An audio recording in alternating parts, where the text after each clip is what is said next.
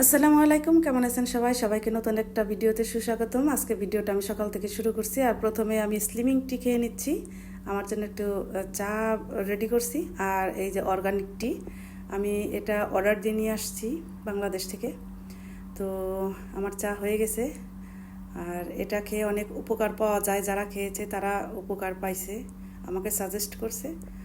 আমি এটা নিয়ে আসছি, ইনশাল্লাহ ভালো ফল পেলে আরও আনবো।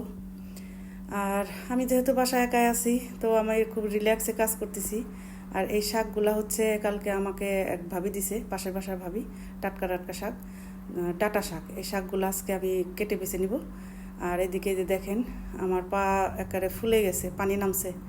সবাই দোয়া করবেন, আল্লাহ যেন শেফা দান করেন। আমার কাটা বাছা শেষ, এবার রান্নাঘরে চলে আসছে, যে আচার বানাইতেছি।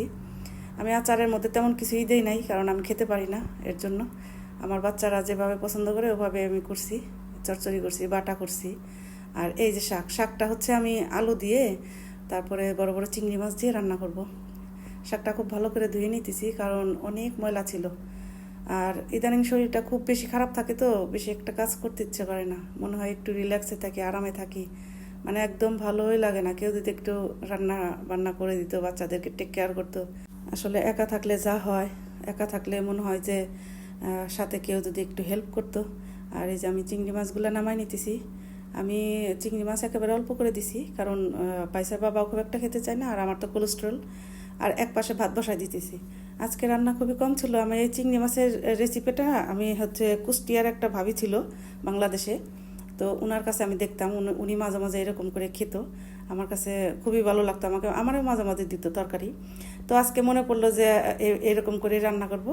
যদিও পাইসার বাবা খায় নাই, কারণ পাইসার বাবা এরকম তরকারি খেতে পারে না, ওর তরকারি একটু আলাদা থাকে। আর এই তরকারিটা আমি আর আমার মেয়ে খাইছি। আর এই যে চিংড়ি মাছগুলো খুবই ভালো ছিল, আমাদের পাশাপাশার ভাবি দিছে, ওনার কাছ থেকে অর্ডার দিয়ে নিয়ে আসছি। আমি একদিকে কাজ করতেছি, আর একদিকে হচ্ছে গান শুনতেছিলাম টিভিতে। একা তো কী করবো, নামিরা চলে গেছে স্কুলে, ওর বাবা চলে গেছে, কেউই নাই। তো চিন্তা করলাম যে ঠিক আছে, সময় কাটাই এইভাবেই। বাচ্চারা যখন কেউই বাসায় থাকে না, তখন একেবারে একা একা লাগে, সময় কাটতে চায় না। আমার ভাত এদিকে হয়ে গেছে, আমি তরকারি বসাই দিতেছি। একে একে করে আমি সব কিছু দিয়ে দিতেছি কড়াইয়ের মধ্যে। আর এই যে ফালি ফালি করে আলু নিছি, আলু পেঁয়াজ মরিচ দিয়ে সব কিছু দিয়ে ভালো করে আগে একটু ভেজে ভেজে নিতেছি। এরপরে মশলা দিয়ে দেবো, হালকা একটু আদা রসুন দিয়ে দেবো। শাকের মধ্যে এত বেশি কিছু দিতে হয় না, একেবারে হালকা মশলায় রান্না করব। আর মাঝে মাঝে মনে হয় একটু ভ্যারাইটিস ধরনের খাবার, একটু আনকমন খাবার যদি খেতে পারতাম। আর এই যে আমার তরকারির লুকটা দেখেন, এর মধ্যে আমি এখন শাক দিয়ে দেবো। শাকটা একেবারে টাটকা, তো বেশিক্ষণ সময় লাগে নাই। মাছটা আমি ভালো করে ভুনা করে নিছি, বড় মাছ যেহেতু। এরপরে আমি ওই যে দেখেন কি সুন্দর হয়ে গেছে, অল্প একটু ঝোল দিয়ে দিছি। ঝোল দিয়ে বেশিক্ষণ বলক তুলতে হয় নাই, হয়ে গেছে। এই যে